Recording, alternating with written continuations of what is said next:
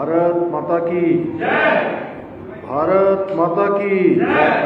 जय बाबा केदार। जय बाबा केदार। जय बाबा केदार। जय बाबा केदार। रुद्रप्रयाग जिला प्रेस क्लब के आज 20 वर्ष पूरे होने के उपलक्ष्य में आयोजित आज इस ज्ञानदीप सम्मान समारोह में मंच पर आसीन अभी जिनको आप सब लोगों ने सुना, लंबे समय से राजनीतिक और सामाजिक क्षेत्र में काम करने वाले और अभी उत्तराखंड सरकार में जिनको कैबिनेट मंत्री का दायित्व मिला है, आदरणीय भरत चौधरी जी, केदारनाथ विधानसभा की लोकप्रिय विधायक श्रीमती आशा मोटियाल जी, जिला पंचायत की अध्यक्ष श्रीमती पूनम कठेर जी, जिला अध्यक्ष भारतीय जनता पार्टी भारत भूषण भट्ट जी, जिला अध्यक्ष प्रेस क्लब श्री ब्रजेश भट्ट जी, महामंत्री प्रेस क्लब श्री बद्री नोटियाल जी, महिला आयोग की उपाध्यक्ष श्रीमती ऐश्वर्या रावत जी,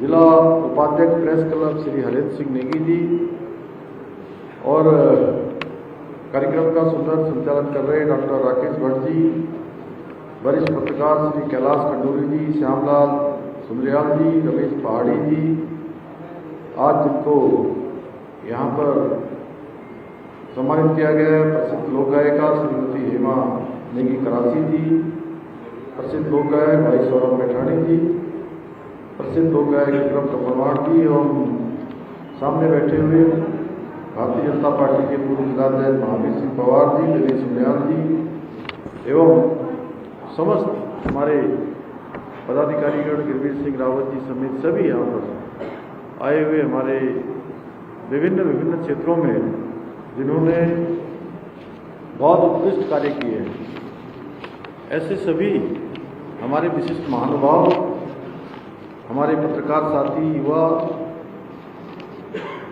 भाइयों एवं बहनों, और पीछे मैं देख रहा हूँ कुछ हमारी प्रिय बेटियां, छात्राएं भी आई हैं।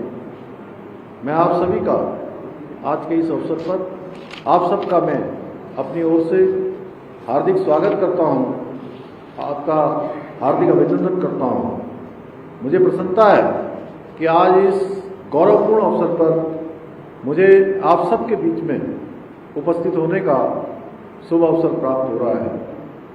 साथियों, ये 20 वर्ष की यात्रा केवल एक संस्थागत उपलब्धि नहीं है, बल्कि जन भावनाओं की आवाज बनने, सत्य को निर्भीकता से समाज के सामने रखने और जन सेवा, समाज सेवा को समर्पित पत्रकारिता की ये 20 वर्षों की एक गौरवपूर्ण गाथा है।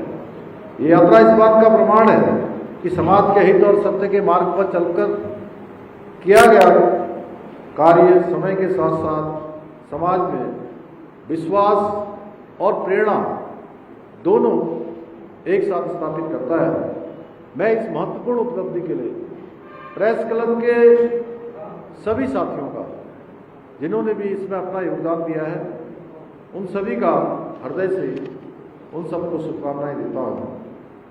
साथ ही आज जिन महानुभावों को यहाँ सम्मानित किया गया है, अलग अलग क्षेत्रों में, पत्रकारिता के क्षेत्र में, साहित्य के क्षेत्र में, प्रशासन के क्षेत्र में, पुलिस के क्षेत्र में, संस्कृति और लोग हमारे कलाकारों को, उन सभी को भी मैं अपनी ओर से बहुत शुभकामनाएं देता हूँ, बहुत बधाई देता हूँ।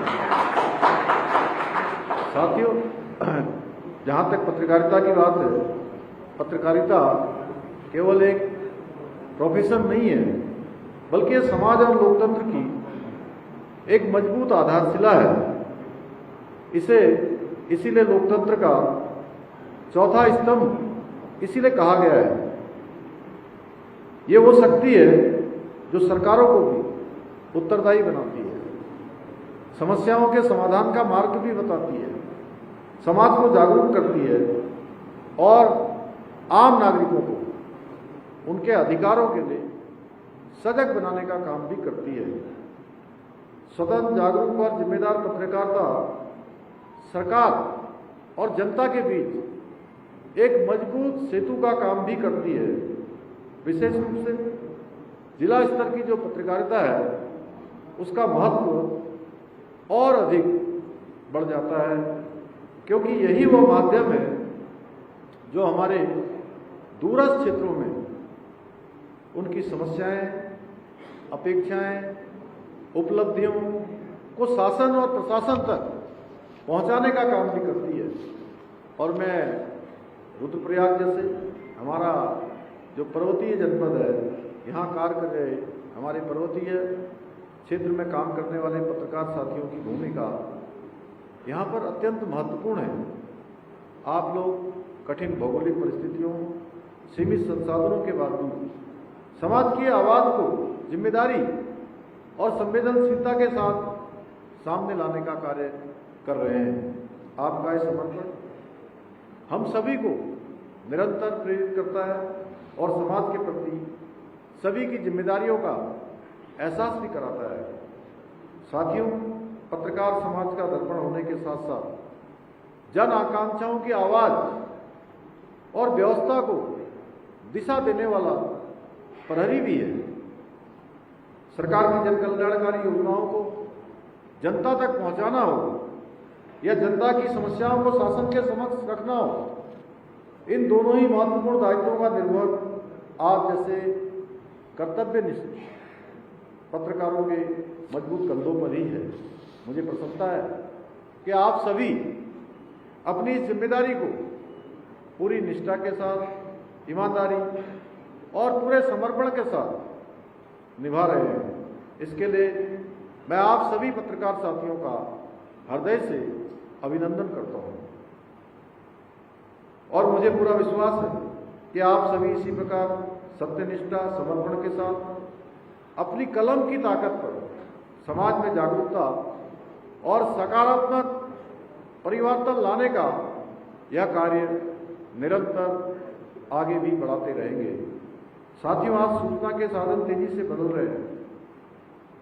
जैसे जैसे ज्ञान, विज्ञान, एआई, इनोवेशन, टेक्नोलॉजी आगे बढ़ी है, तो उसके साथ साथ डिजिटल प्लेटफॉर्म, सोशल मीडिया एवं एक नई तकनीकी ने पत्रकारिता को भी नई दिशा प्रदान की है। लेकिन इस तेज बदलाव के दौर में फेक न्यूज और भ्रामक सूचनाएं भी उतनी तेजी से फैल रही है। ये हमारे लिए बहुत बड़ी चुनौती है। ऐसे समय में जनता तक सही बात पहुंचे, निष्पक्ष तरीके से पहुंचाने की जिम्मेदारी हमारे पत्रकार साथियों के कंधों पर है। बहुत बार फैब्रिकेटेड चीजें नीचे तक पहुंचाकर लोगों के बीच में असमंजस फैलाने का काम भी होता है, अफवाह फैलाने का काम भी होता है, एक फैब्रिकेटेड माहौल बनाया जाता है। ये हम सब की जिम्मेदारी है कि जनता भ्रमित न हो और लोकतंत्र को भी मजबूती मिले। विशेष रूप से मैं जरूर उल्लेख करना चाहता हूं कि आगामी चारधाम यात्रा को देखते हुए यह आवश्यक है कि श्रद्धालुओं तक यात्रा के दौरान सही, प्रमाणिक और समय पर जानकारी पहुंचती रहे। ये संदेश जाना चाहिए कि पूरी तरह से चारधाम यात्रा के लिए हमारे सभी चार धामों के लोग, प्रदेश के लोग, स्टेक होल्डर्स, हितधारक, जब कई बार मुझे लोग कहते हैं कि यात्रा प्रशासन करवाता है, सरकार कराता है, हमारे जिलाधिकारी यहाँ पर खड़े हैं, तब मैं कहता हूँ कि सरकार एक कोऑर्डिनेटर है इस यात्रा की। असली यात्रा करवाने वाले हमारे हितधारक होते हैं, चाहे वो हमारे बद्री केदार सभा के लोग, हमारे तीर्थ पुरोहित हों, हमारे व्यापार संगठन के लोग हों, हमारे जनप्रतिनिधि हों, हमारे धार्मिक सभा के लोग हों, हमारे पुरोहितगण हों, उन सब के माध्यम से सच में ये यात्रा संचालन का काम होता है। इसलिए किसी भी प्रकार की अफवाह या भ्रामक सूचना से बचने के लिए ये जरूरी है कि हमारे पत्रकार साथियों की इसमें बहुत बड़ी भूमिका है। यात्रा सुचारू रूप से हो, सुरक्षित हो ये हम सबका दायित्व है। इसके साथ साथ ये भी संदेश जाना चाहिए कि हम सब लोग पूरी तरह से तैयार हैं। अभी मिडिल एशिया के क्षेत्रों में जो युद्ध की स्थिति है, उसके कारण से बहुत सारी जगह पर इस प्रकार की बातें भी गई हैं कि यात्रा में कहीं कोई व्यवधान तो नहीं है, यात्रा में कोई कठिनाई तो नहीं है। तो मैंने अनेक प्लेटफॉर्म पर यह बिल्कुल स्पष्ट कर दिया है कि हमारे यहाँ यात्रा में किसी भी प्रकार की कोई परेशानी नहीं है। हम एक भी श्रद्धालु जो देश और दुनिया से आएगा उसको हम बिना दर्शन के यहाँ से वापस नहीं भेजेंगे। हमने जो एक पहले के समय में अत्यधिक संख्या आती, उस संख्या के मानक को भी समाप्त कर दिया कि आप सभी को व्यवस्थित तरीके से हम यात्रा कराएंगे। तो इसलिए भाइयों बहनों, मुझे पूरा विश्वास है कि आप सभी इस महत्वपूर्ण जिम्मेदारी को पूरी तरह से संवेदनशीलता के साथ इसका निर्वहन करेंगे। साथियों, आज आदरणीय प्रधानमंत्री श्री नरेंद्र मोदी जी के नेतृत्व में देश में मीडिया की भूमिका को और सशक्त बनाने और अभिव्यक्ति की स्वतंत्रता को मजबूती प्रदान करने की दिशा में निरंतर काम हो रहा है। इसी क्रम में हमारी सरकार भी पत्रकार साथियों की समस्या और उनके हितों के लिए पूरी तरह से संवेदनशील है। हमारी सरकार द्वारा पत्रकार बंधुओं की सुरक्षा, स्वास्थ्य बीमा, आकस्मिक सहायता और आवासीय सुविधाओं को लेकर कई ठोस कदम उठाए गए हैं। मान्यता प्राप्त पत्रकारों को शासन की विभिन्न योजनाओं का लाभ प्राथमिकता के आधार पर उपलब्ध कराया जा रहा है। वरिष्ठ पत्रकार सम्मान योजना के माध्यम से कई वरिष्ठ पत्रकार साथियों को सम्मानित किया गया है। साथ ही पत्रकार पेंशन में वृद्धि भी की गई है। इसके अलावा जिलों से देहरादून आने वाले पत्रकार साथियों के लिए आवासीय व्यवस्था के प्रयास भी किए गए हैं।